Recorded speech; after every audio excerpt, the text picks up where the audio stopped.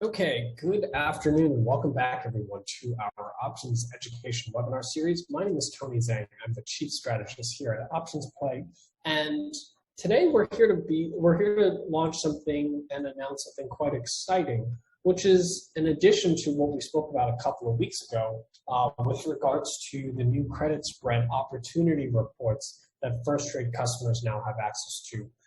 We've launched even more covered calls and cash secured put reports. This is all designed to help investors such as yourself find opportunities to generate income using options. So we'll talk about covered calls and cash secured puts, the strategies themselves, and then walk you through the reports so that you can see how you can use these reports to implement these strategies that we're going to teach here today. Before we get started, what we are going to discuss here today is purely for education and demonstration purposes. It is not a solicitation or recommendation to buy or sell any specific securities. So we're going to start off with just a basic understanding as to what is a covered call and go through an example of it, and then talk a little bit about how do you find optimal covered calls. What is the optimal expiration date and what is the optimal strike price? Then we'll talk a little bit about a short put and how that's different from a covered call and why you want to use a short put with an example and then showing you what are optimal short puts. And then what I really want to spend some time on is showing you guys these trading opportunity reports that are newly launched for first trade investors. So the primary question that I want to help investors walk away from today's session is a clear understanding as to how can I generate additional yield on a portfolio using options. Now, how many of you currently utilize one of these two strategies in your portfolio? Please bring up your chat window at the bottom of your screen and either type in yes, that you have sold a covered call or a cash secured put in your portfolio, or please type no if you have not utilized one of these strategies before for your portfolio. Okay, so I see a fair amount of yeses, but I also see quite a few no's. So for those of you that have said yes, the reports are going to help make your life quite a bit easier in terms of finding these opportunities and selecting an expiration date and strike price. And for those of you that have said no, hopefully this is an educational session to teach you the benefits of these strategies and how you can implement it using the tools that we have built. So my name is Tony Zhang. I'm the Chief Strategist here at Options Play.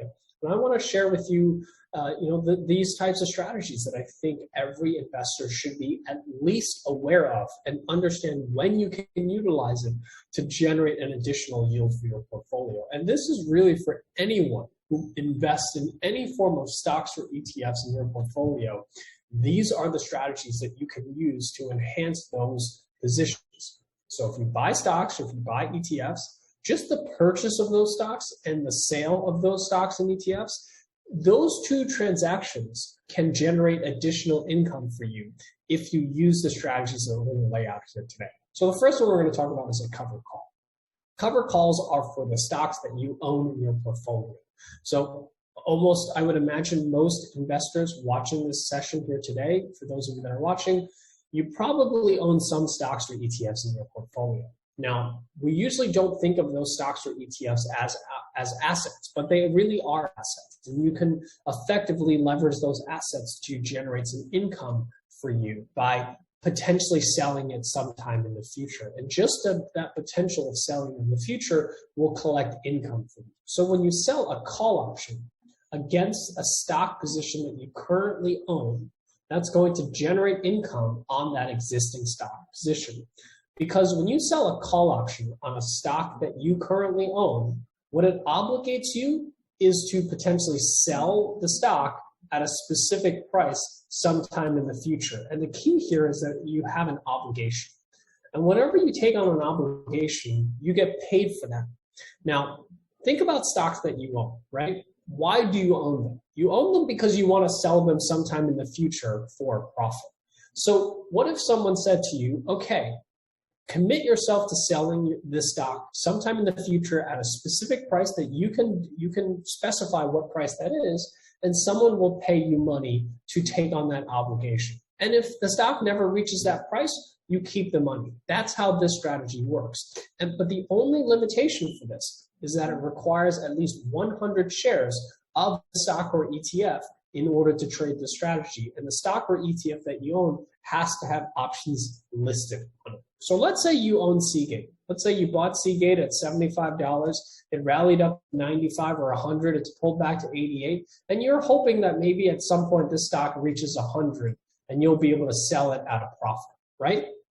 So as a stock investor, what would you do? You would simply place a limit order to sell the stock at, let's say, $100. Let's say you own 100 shares of the stock and you want to sell it at $100, which is your target price. So as an equity investor, you place a limit order, you put a limit order at $100, and effectively you just wait. You wait for the stock to rally. It could take a few days, could take a few months, could take a few years, but you wait while you do that. But as an options investor, you don't have to just wait. What you can do is you can sell a cover call at the price that you want to sell your stock for. But when you sell a call option, what you're doing is you're obligating yourself to sell 100 shares of the stock at that price sometime in the future. The same obligation you take when you place a limit order. When you place a limit order, once the stock reaches 100, your order will be filled and you get to collect $100 for every share that you've put in that limit order for. But the difference between a cover call and a limit order is that a cover call pays you capital, pays you income in order to take on that obligation, because the buyer of that call has the right to exercise that call option. He has, and in order to take on that right, he is willing to pay the seller of the call, which is you as a cover call seller. So let's say he pays $1 per share for this obligation, or for this right, and you are the one who takes on the obligation. So for the $1 that you take on, you're able to now reduce the cost basis of the stock that you own. Let's say you bought the stock at $90, right? You have a target price of $100 on it. So as soon as you sell the cover call, your cost basis is reduced from $90 a share to $89 a share, because they're paying you this $1 per share in order to take on this obligation. That also means that your potential reward shifts. Instead of going from 90 to 100, which is a $10 gain, to go from 89 to 100 is an $11 gain. So you're reducing your risk down to 89 and you're increasing your potential reward to $11. But it doesn't just end there. Each cover call that you sell has an expiration date on it. If the stock does not reach the target price or the strike price by expiration, you keep the $1 and you can sell another cover call. Sell another $100 cover call for the next month. So right now we're in August. Maybe you start off selling in September. Let's say by September, the stock is not above $100. The buyer of that call option, the call is worthless. You keep the dollar, and maybe you want to sell another one. You sell one in October. Maybe that also expires worthless, and you sell one in November. You can keep doing it until the stock rallies above the $100, and the buyer of the call option will exercise their call, and you deliver your 100 shares to that buyer. Does that make sense, everyone? Please type 1 into the chat window if that makes sense to you. But what that means is that not only do you generate $1 per share in income on the strategy, you generate $1 per share every single expiration cycle. And it could take 2, 3, 4, 5 expiration cycles before the stock is called away. And each month that you do that, or each expiration cycle you do that, you're collecting $1. You constantly reduce your cost basis on the stock, and that's going to increase your potential rewards on the strategy. And the role of this particular strategy is to lower the break even on the stock and generate at least $1 per share in extra profits on your strategy or on your stock. So the challenge for most investors is not understanding the strategy. The challenge is determining how do you select the expiration date and how do you select the strike price of when you sell this cover call. So this is really where I'm going to make this relatively easy for you. I'm not even going to ask you the question because we've done the back testing. We've done back testing on different expiration dates, different strike prices, looking at how much premium you collect, looking at how fast you collect that premium. I'm just going to outright tell you the optimal expiration date is roughly about 45 days to expiration when it comes to the cover call, okay? Now, the question is really strike price. At what price do you want to sell your stock for?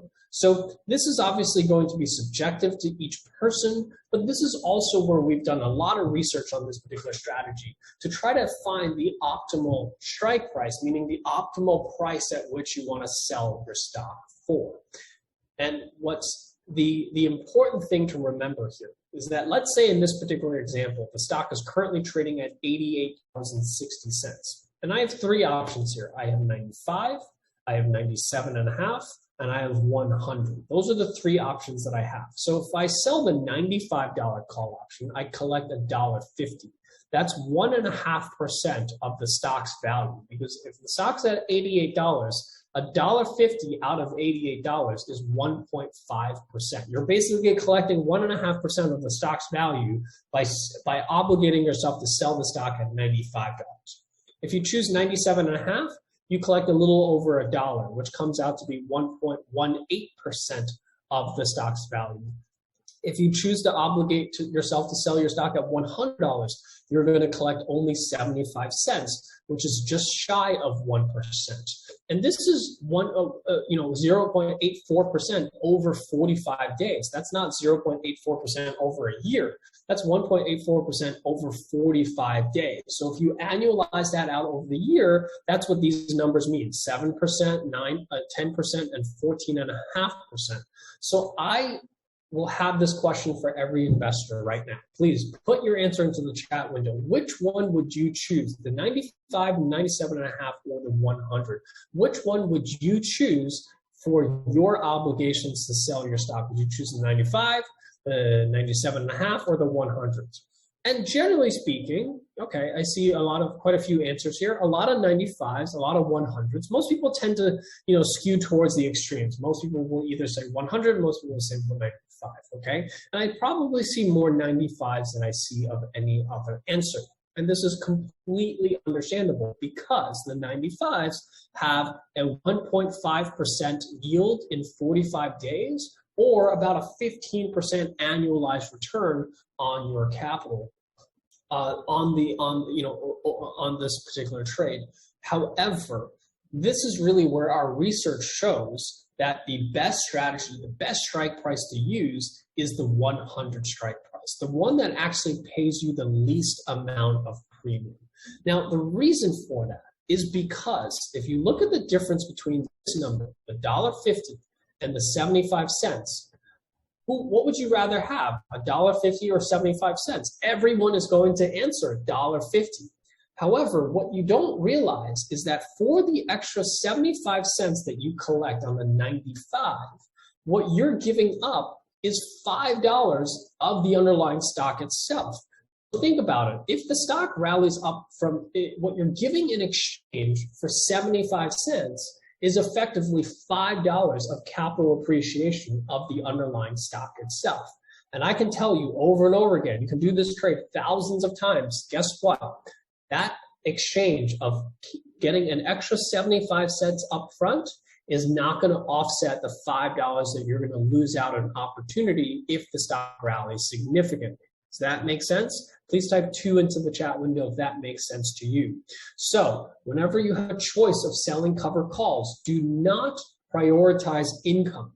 Income should be secondary. The primary thing that you want to think about is how much does a stock need to move before I get out of the trade, and how much do I actually make on the stock? Because most of the risk that you're taking here is in the stock itself. To buy 100 shares of the stock, you need to risk $8,860. So if this stock were to drop, guess what? That's where most of your risk is. And in order for you to offset the risk of owning that stock, you better be able to take profits when the stock rallies significantly. So for example, if you sold a $95 put, a call option, you collected $1.50, and all of a sudden something happens and the stock rallies up to 105. Guess what? You do not participate from 95 to 105. You're out at 95. It's like placing an order at 95 and finding that the market opened up at 105 the next day. You're not participating on that. You're out at $95 because you chose to take an extra 75 cents in income. And I will tell you, that's going to hurt when you say to yourself, I traded off 75 cents in exchange for $5 in upside. That's why it's very important when you're choosing cover calls. Choose it based on the price that you want to sell your stock at, not based on the annualized return or the raw returns of the income, because I will tell you, over the long run, the extra 50 cents, 75 cents that you collect on that more aggressive cover call is not going to offset what you lose out on in the underlying stock. Okay, so this is really where the new reports that we recently just launched for first trade customers to find the optimal cover call and cash secured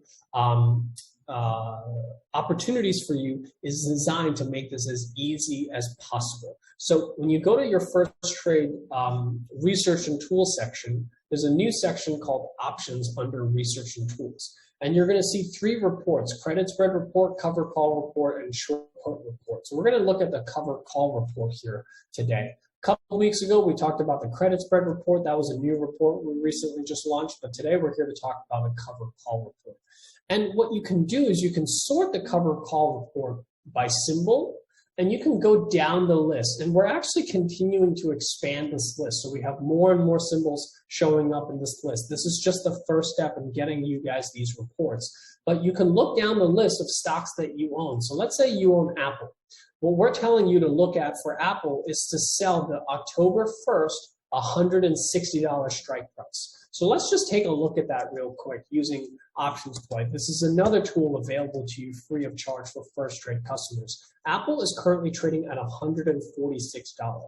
But we are telling you to sell the October 1st. So let's look at this. We're going to go to the income tab, and we're going to select yes, we own shares of Apple. You can type in the number of shares that you own. So let's say if you own 200 shares or 300 shares, you can put in the number of shares that you owned, and you can modify this to the October 1st 160 cover calls. So as you can see here, what you're doing is you're collecting $1.13 per share, or about $113 for every 100 shares. So for 200 shares, you're going to collect $226, which is $1.13 multiplied by the 200 shares that you own. That's how we get to $226 of income. Now, $226 worth of income on a stock that's currently trading at about $146 comes out to be just shy of 1%. It's about 0.77%. However, remember, this is 0.77% in 44 days. If you look at Apple stock, it pays only 0.57% per year. So you get paid 85 cents per share on dividends in the full year. Here, you're paying $1.13 in 45 days. That just gives you some perspective as to how much yield you're collecting, even on a cover call that's pretty far out of the money. And that means that the stock has to rally above $160 by October 1st. So the next 45 days, this stock has to rally. Let's see if I can zoom out here. 160 is up here. So the stock has to rally above that level in order for you to be profitable, in order for you to be obligated to sell your stock. If it doesn't rally above $160, you keep the $1.13, and on October 1st or October 4th, the following Monday, you can do this all over again and maybe collect another $1.13, $1.15 or so. And you keep doing this until the stock reaches that strike price, and you basically take profit on your stocks. And until that day happens, you keep collecting an income stream. Does that make sense? Please type 3 in the chat window if that makes sense to you. And this report is designed to make your process for finding opportunities to generate income on the stocks that you own as simple as possible. And if you can analyze it using Options Play and click on Trade and preview this order inside of your first trade account, or you can trade directly from this. Clicking on the trade button will be able to populate an order ticket for you to send this order on your first trade account. So we've tried to make this as easy as possible for you to quickly see. So as you can see, 0.79% versus an annualized return of 6.59%. And the stock has to rally 8.6% in 45 days in order for the obligation for you to sell this stock. And you can just keep going down the list. So if let's say you own Apple, then you can look at selling the October 160s. Then you might say to yourself, I own some AMD, I'll sell the October 125s. Maybe you own some ARC, the October 132s. So this just makes the process for finding opportunities that stocks that you own, maybe you own some Delta Airlines, October $45 call option. And if you want to analyze it, you can use the options play tool, which you can find as the options wizard on your order entry screen. You can find it on your home screen, which is the options wizard down here. And when you click on the options wizard, use the income tab, which is designed to help you analyze these income opportunities. Okay, so when you click on the income tab here, which is on the upper right-hand corner, when you click on that, you can either select I own shares of Apple, which is what you need for cover calls. And then next we'll talk about short puts, which is when you don't own shares of Apple, how you can generate income for your portfolio. Does that make sense? Please type 4 into the chat window if that makes sense to you. And just remember, you can type in the symbol, and you can use the expiration date and strike price. So for AMD, it was the October 125s. So you can plug that in. You can click on Modify, and you can do the October 125s. And you can see that collects $1.20 in income per share on a stock that pays 0 dividends. So if you own AMD, the only thing you have to show for it is the income that you receive from a cover call. You have no other income in a stock like AMD. So this is another way to supplement an income stream on stocks that you cannot capture a dividend on that you want to own. Okay, so let's now talk about short puts, which is an exciting strategy that I think for investors, especially if cover calls is new to you and this is interesting. Short puts should be even more interesting because this is the strategy that I think every stock or ETF investor forgets to use or think about. Think about these stocks that you currently own in your portfolio. How did they get there? They got there because you purchased them for a specific price. Well, just like how cover calls can obligate you to sell your stock at a specific price, selling a put option can obligate you to buy your stock at a specific price. Now, what does that sound like? What else obligates you to buy a stock at a specific price? That's what a limit order does. When you buy a stock, you place a limit order at a specific price. That order obligates you to buy the stock at that price. Well, as we said before, on a limit order to sell, you don't get paid for that. When you convert that to a cover call, you can get paid an income stream to take on the same obligation. Well, you can do the same thing on a short put. When you sell a put option, you have the same obligation as placing a limit order, but you get paid money to do so or paid income to take on that obligation. So when you sell a put option on stocks that you wish to purchase, you'll be able to earn a yield on the cash that you have to put aside to purchase the stock. When you place a limit order, there's buying power that is removed from your account. What if that money that's set aside for that limit order pays you yield on that cash? That's what a cash secured put does. And it obligates you to buy the stock at a specific price the same way a limit order does. The only difference here between a limit order and a cash secured put is that a limit order you can do for any number of shares. A cash secured put must be traded in 100 share increments. So it is only suitable for the stocks that you can afford to buy 100 shares of. So let's say we're looking at Alcoa, currently trading at $40. One contract would obligate you to have about $4,000 in cash to sell that contract, and you're going to collect premium on that 100 shares, okay? So an example of this, so Alcoa is currently trading at $40. When you sell a put, you're going to be able to collect premium, and the premium that you collect is going to effectively provide a discount on the stock purchase, right? Because whatever income you collect, that's going to go offset the cost of the purchase of those 100 shares. And just like a cover call, once you sell a cash secured put, there are two possible outcomes. Either the stock stays above this, let's say in this particular case, I sell a cash secured put at $39. The stock is trading at $40. I want to buy it at $39. In the future, at expiration, the stock can either be above this level or it can be below this level. That's your two possible outcomes. If the stock is below that level, I now own the stock at the discount that I was with the premium that I took in. If the stock is above the strike price, I basically keep the premium, but I do not own the stock. So I either keep the premium and I own the stock at the specific price, or I keep the premium and I do not own the stock, depending on whether or not the stock is above or below the strike price. And what you're going to see is that the average yield that you collect on a strategy like this will usually be far higher than the dividends that you can collect on a stock, and usually higher than even the average market returns that you can expect if you were invested in the market. Does that make sense? Please type 5 into the chat window if this strategy makes sense to you. Perfect. Okay, so let's go through an example like this here again. So I have Alcoa currently trading at $40. We're going to do the exact same exercise. So let's say I sell a $39 put, which obligates me to buy at $39. Let's say I sell a $38 put, which obligates me to buy at $38.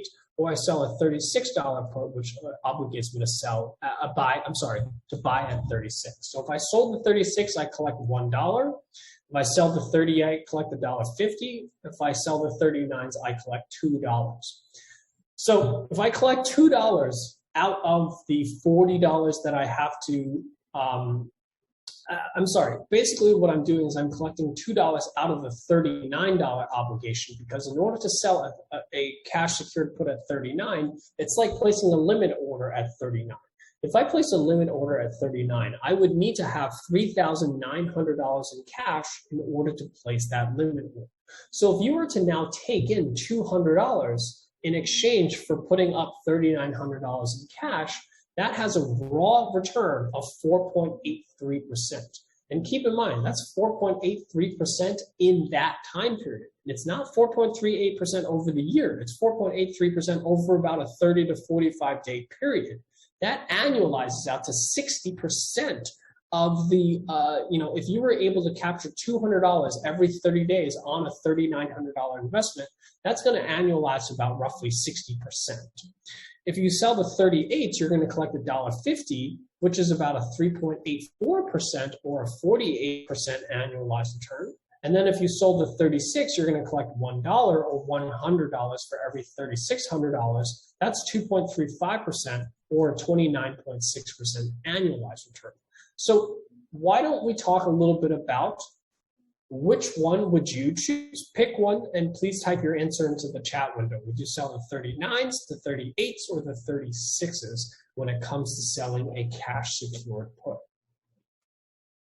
Okay, I see almost a lot of 36s. I see a few 39s, but I see almost exclusively 36s across the board. I see a couple of 38s, okay? So I'm gonna walk you through our back test and why, when we do this back test over and over and over again, it clearly shows us that when you sell a put option, you wanna choose strike prices like this.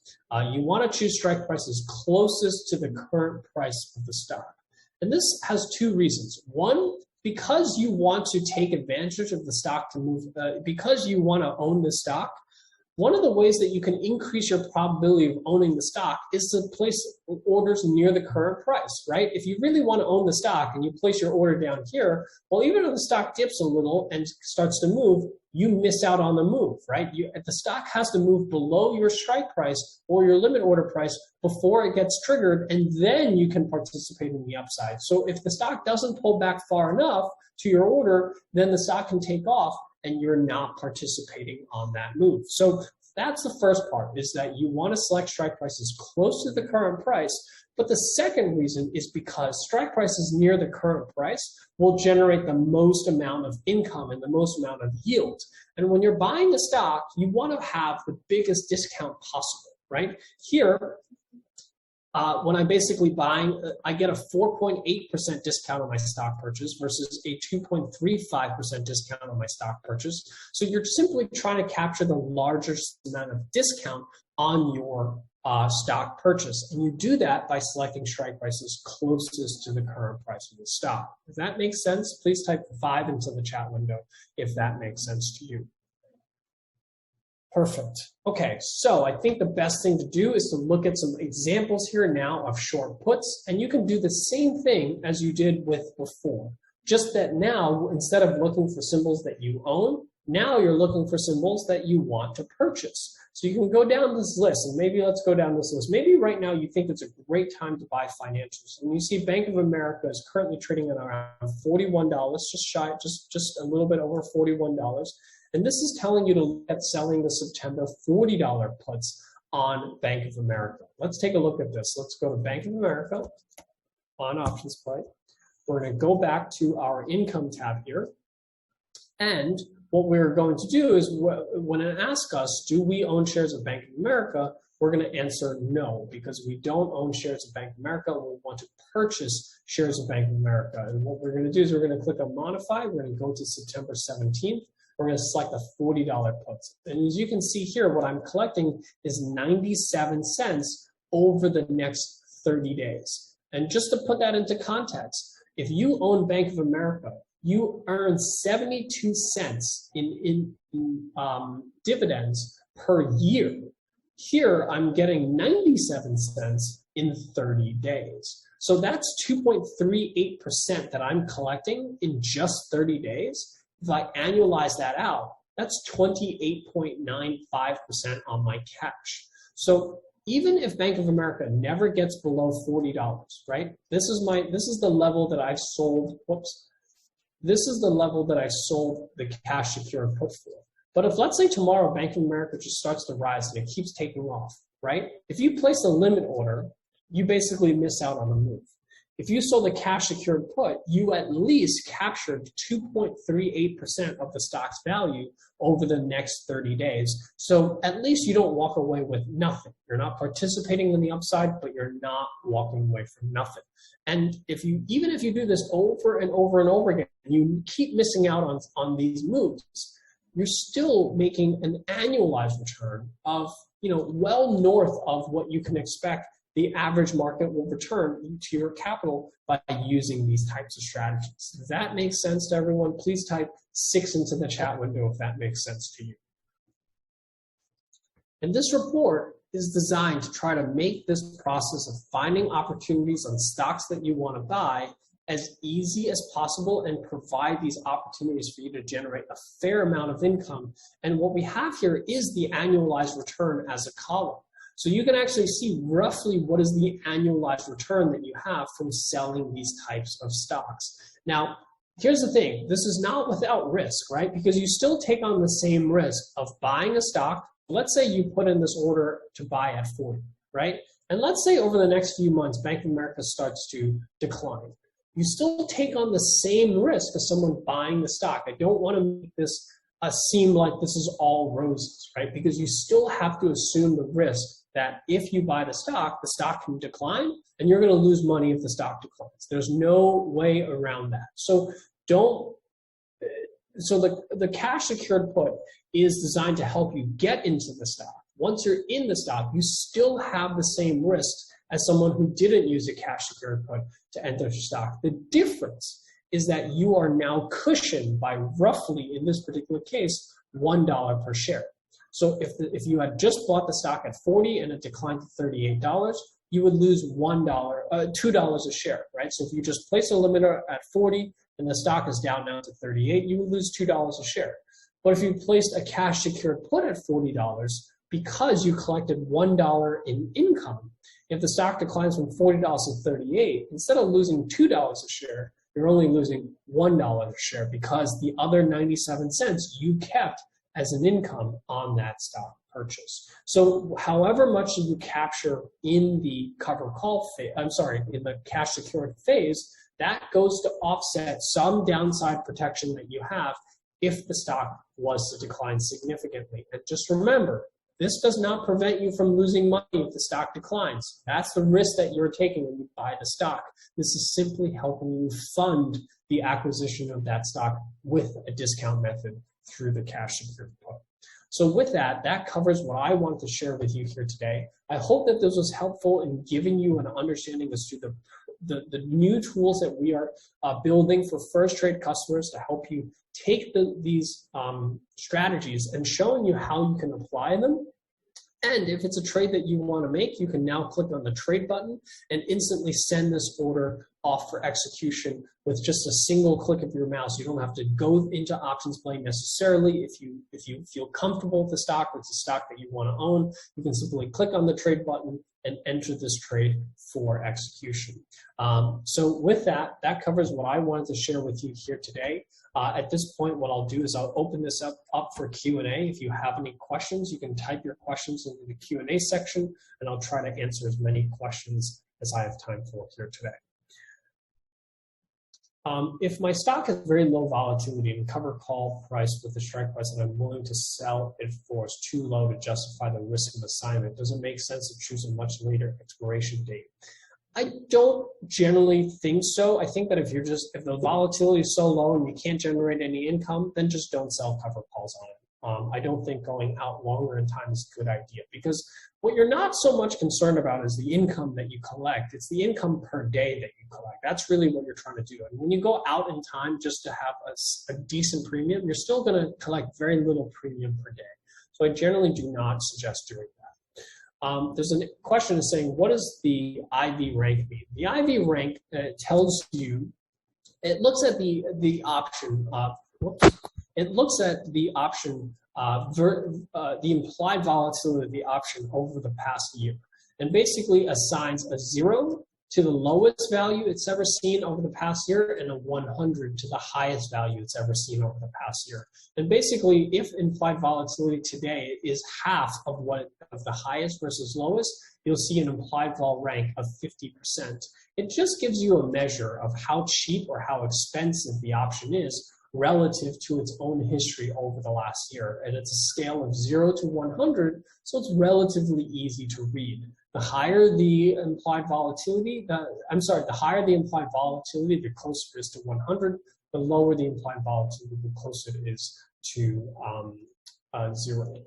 How important is IV rank to choosing the most appropriate operation? I don't necessarily think that it is that important, to be perfectly honest. It's something that sometimes investors, maybe they're looking at two stocks. Maybe you're saying, okay, you know what, I'm kind of okay whether I buy Bank of America or Citigroup. And you see that Citigroup is currently trading at about a 10 vol versus a 2.6% vol. And you might say to yourself, okay, then I'll sell the cover calls on Citigroup because I'm going to collect a little bit more premium, right? So as you can see here, I'm collecting 26% yield versus 25% annualized yield. So you can use that as kind of a tiebreaker, if you will. If you have two stocks that are somewhat interchangeable and you're thinking to yourself, well, I can do CVS or I can do Walgreens. Or if, let's say you're saying I can do Delta Airlines, which has a 16% implied volatility, versus American Airlines, which only has an 8.6% implied volatility. So maybe if I think of those two airlines as interchangeable, maybe I'll sell Delta, I'll collect a little bit more premium. I collect 43.98% in terms of annualized yield versus 57%. So, American Airlines, despite having a lower implied volatility relative to itself, is actually still a higher implied volatility than Delta. You're actually going to collect more premium here. So keep in mind that IV rank is relative to itself, not relative to other stocks.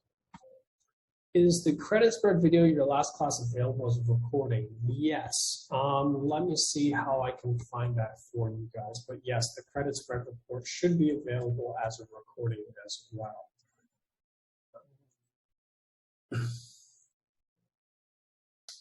Yeah, so if you go to this link here on your screen, which I will post into the chat window, if you go to this particular link here on your screen, which I just posted into the chat window, under the Options 101 course, there is a section here called Grow a Small Account Using Options. In that video, I talk about the credit spread report.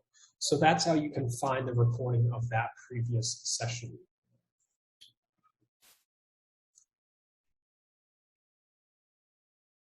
Doesn't the discounted price go to the broker, not you, if it falls into the strike price of the put you're selling? No, that's discounted price is your purchase price of the stock.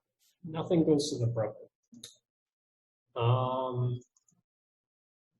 Tony, in your example of Bank of America, if it dropped to 37 in less than 2 weeks, what would you do? So Mark, this is your decision to buy Bank of America. It's hard for me to tell you when do you cut your losses and say, I was wrong on my view of Bank of America. Some investors are long-term investors, and they're willing to sit through the volatility or maybe even buy some more at 37. For others that are more active, you might say, okay, I was flat out wrong on my investment. Let me get out of the loss. That's a decision that you have to make. I don't know what your time horizon is on as to why you want to buy Bank of America. Maybe you think this is a great 10-year play, right? So the fact that it drops to 37, it doesn't bother you. You're open to sitting through the volatility. For those of you that are more, sensitive to short-term movements, you should set levels as to when you want to get out of a trade. For me personally, when I trade something like Bank of America, I'll look at what was the previous low, right? So if I'm looking at Bank of America, and I think it's going to keep going higher, but if it starts to break below 37.5, well, guess what? I would consider that my view that Bank of America is heading higher is wrong, and it's time for me to cut my losses and move on. But that's me. Other people might look at it a slightly longer term, and they might say, well, Bank of America recently broke out from $34. So as long as it stays above 34, I'm comfortable holding the stock. That's a decision that you have to make for yourself as to when you want to cut your losses and get out of the trade. Minimum open interest or bid-ask spread. So the current report only looks at stocks with very strong liquidity, meaning tight bid-ask spreads. We are increasing this report, right? But that's also why we have the options play tool that allows you to analyze each trade before you place that trade. When you have the 100 shares, how made money? I'm not sure I understand your question. What do you mean by when you have the 100 shares, how made money? If you don't mind rephrasing, I'm happy to try to answer that question. When you get out before expiration. So let me just be clear. Any options trade, whether you're buying, whether you're selling, whether it's a call or whether it's put, you can always exit a trade before expiration. There's no obligation for anyone in an options trade to hold a trade to expiration. You may choose to hold to expiration, but there's no obligations. There's nothing forcing you to hold into a trade at expiration. But if you want to get out of a trade, you have to pay for it, right? So if you bought something, you have to sell in order to get out. If you sold something, you have to buy it back to get out. So for both of these strategies, because you've sold something, in order to get out of that trade, you have to buy it back, okay? And you may have to buy it back at a higher price than what you sold it for. So you could sell a cover call for $1, and then as the stock rises, if you want to get out of that obligation, you can buy it back, right? But the thing about both of these strategies is that whatever you lose on the call or put, you've gained on the stock itself. So if you sold the cover call and the stock rallies, you're going to have to pay more to buy back the call option to remove the obligation. But whatever you've lost on the call, you've made back on the stock itself. So it's a wash, if you will, from that perspective. Can you restructure an existing option, or do I just have to close, cancel, and buy another? So there's no restructuring. The contract is stated when you enter the contract. You cannot change the terms of the contract. You can simply exit the contract by buying yourself out of it, if you will, and then opening up a new contract at a different strike price or a different expiration date. If you sell a cover call and the price hits your obligation automatically, does the obligation automatically sell? You have to resell it yourself. No. So the obligation only happens at expiration, right? So the stock can immediately move to your strike price before expiration and actually come back down below that strike price by the expiration date. So it has to be above the strike price at expiration date in order for the obligation to be satisfied. You want to keep your time interval not going over as an earnings call, correct, to avoid volatility? So not necessarily. You can if you want to, but the extra volatility actually translates to more income for you. So a lot of investors actually like selling around earnings reports because volatility is higher. That's going to give you more income from selling and creating that obligation for yourself. So it's not all bad when earnings are coming up. You actually have some potential benefits from selling going into earnings. What is POW? It stands for probability of expiring worthless. So what is the probability that once you sell a call or sell a put, that call or put is simply going to expire worthless and you keep your premium. That's what POW stands for, probability of expiring worthless. If the stock price is above the strike price before expiration, can you cash in earlier? Do you have to wait till expiration? You have to wait till expiration, but you can exit the trade, right? So you can exit the trade. You can sell the stock, buy back the call option, and basically get yourself out of the trade. You can do that. You don't have to hold to expiration. You can basically force the sale, if you will, on your own. How can I better understand options price in relation to time decay? So one of the things that you can do is in the options play tool, we have a P&L simulator that allows you to see how the value of an option changes as it approaches expiration. So you can either be the buyer or a seller of a call option, and you can use our P&L simulator. So as you can see, if the stock rallies tomorrow, right? It'll be, let's say you buy a Bank of America $40 call and the stock rallies tomorrow and you make a nice profit. If you keep holding on to this call option, you're going to see the value of your call option actually decrease in value. And the further it goes in time, the more the value of the option decreases. So you can actually see how time value affects your option as time goes by. And you can do this either for a buyer or you can do it as a seller and see how the value of your option decreases or increases as time goes by. How do you exercise on losing put option to buy stocks at sold put price? You don't do anything. You have the obligation. As a seller, you have the obligation. You have no rights as a seller. You basically are at the mercy of someone who bought that put to decide whether or not they're going to exercise it. When they exercise it, then you have to basically purchase the stock from them at that specific price. So can you let them expire and nothing happens if they are not at your price? Yeah, that's the goal, is that if they expire worthless, you keep 100% of the premium and then you do it over again.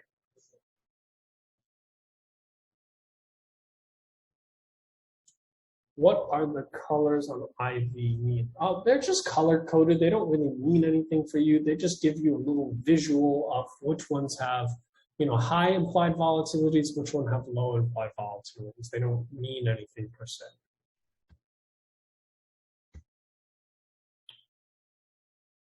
Any other questions? Ian says he sorts by IV. Everyone has their own different ways of doing things. Some people, I like to sort by symbol because I only sell stocks that I actually want to buy. I don't, just because something has a high IV rank, I don't want to own NUE or I don't want to know Oracle. It's not a good way for me to scan for stocks. I'd rather scan for stocks that I actually want to buy. That's my first criteria, because that's the biggest risk that you're taking, is that you have to put up the cash to buy the stock. If you don't want the stock, don't sell it. Also, did you say that if the price is past your price but it's not expiration, nothing will happen? So if you sell a cover call and the stock doesn't reach that price, meaning it's shy of that price, nothing will happen and you'll keep the premium. On a short put, if it's above the strike price, then nothing will happen. So only in a cover call, if the stock exceeds your strike price, or in a short put, if it exceeds your strike price, only in those two conditions will something happen. Otherwise, as long as it doesn't reach your cover call strike and doesn't reach your short put strike, you keep 100% of the premium at expiration. Will stock be purchased at margin money if you don't have cash? So yes, however, I will say that if you don't have the cash, your brokerage firm or first trade will likely liquidate your position once you end up in that position.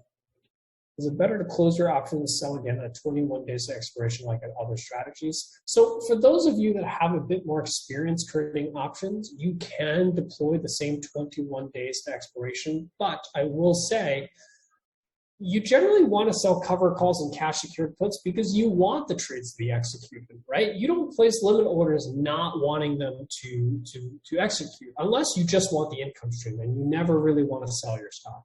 If you fall into that category where you just want the income stream, you actually don't want to sell your stock, then yes, buying back a call or put 21 days from expiration and selling another one that's 45 days out roughly, and you can keep doing that cycle over and over again. That's another way that you can build an income stream without ever really taking on this obligation.